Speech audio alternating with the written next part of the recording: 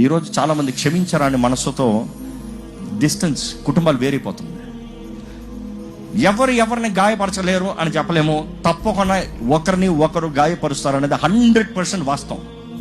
ఇక్కడ ప్రతి భార్య భర్తలు అడగండి, ఒకరు 100% గాయపరుస్తారు, తెలుసో తెలియకునో.